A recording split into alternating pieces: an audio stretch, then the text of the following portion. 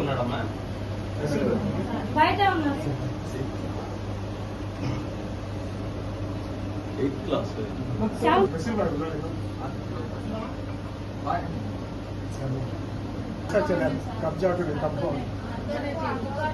ఒకటి దాన్ని మీరు ఇన్సిడెంట్ చేసిన వాళ్ళు ఇప్పుడు రిమాండ్ లో ఉన్నారు, అది వేరు. ఈ ఏరియాని స్పెషల్ ఫోకస్ పెట్టి గంజాయి ఎక్కువ అమ్ముతున్నారంట ఇక్కడ. గంజాయి ఈ సొల్యూషన్లు ఆ బ్యాచ్ ఇవన్నీ చేసేది.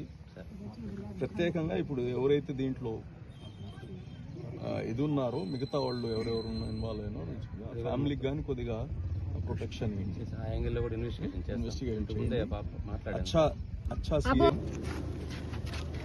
ఈరోజు గుమ్మల దెబ్బ మిక్స్డ్ కాలనీలో మీ అందరికి తెలుసు, చిన్నారి పాప 12 సంవత్సరాల వయసు. చాలా దురదృష్టకరం. ఈ గంజాయి తాగేసి సొల్యూషన్ తాగేసి యువకులు రోజు వాళ్ళకు ఒళ్ళు తెలియకుండా చేసే పనులు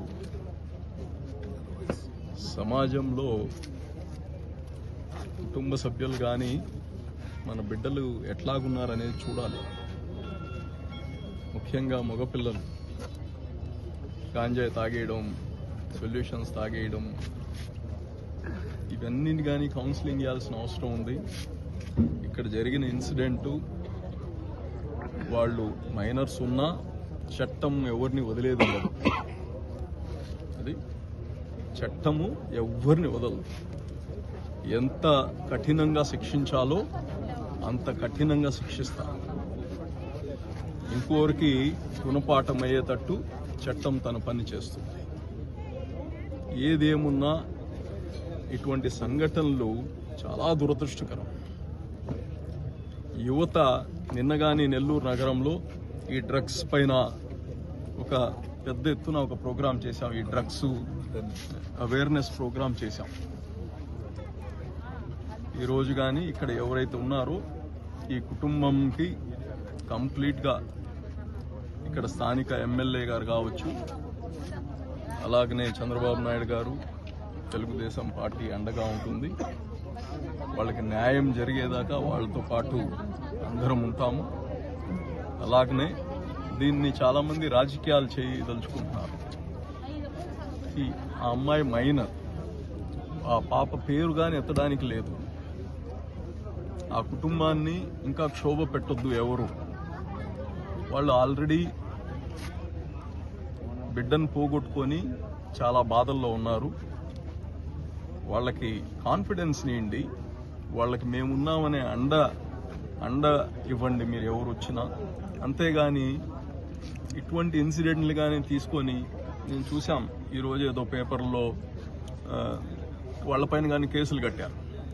అంటే కనీసం ఒక మైనర్ బాలిక, ఆ అమ్మాయికి ఏది జరిగినా కానీ వాళ్ళ పేరు ఎత్తకూడదు, వాళ్ళ ఇది తీసుకోకూడదు అనేది చట్టం. దాన్ని ఎవరు కానీ అడర్ చేయాల్సిందే. మా సమాజంలో పుట్టిన బిడ్డ మాకెంత బాధ ఉంటుంది.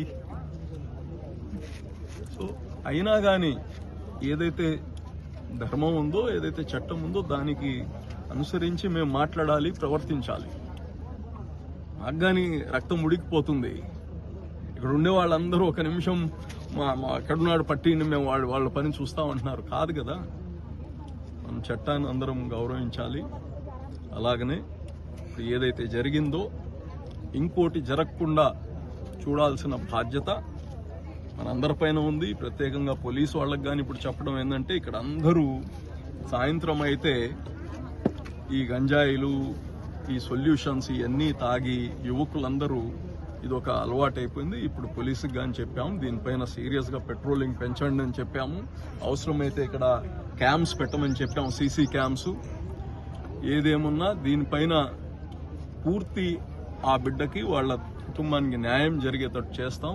అన్ని విధాలుగా స్థానిక ఎమ్మెల్యే మన ప్రశాంత్ రెడ్డి గారు అలాగనే ముఖ్యమంత్రి గారు కానీ అండగా ఉంటారని తెలియజేస్తున్నారు.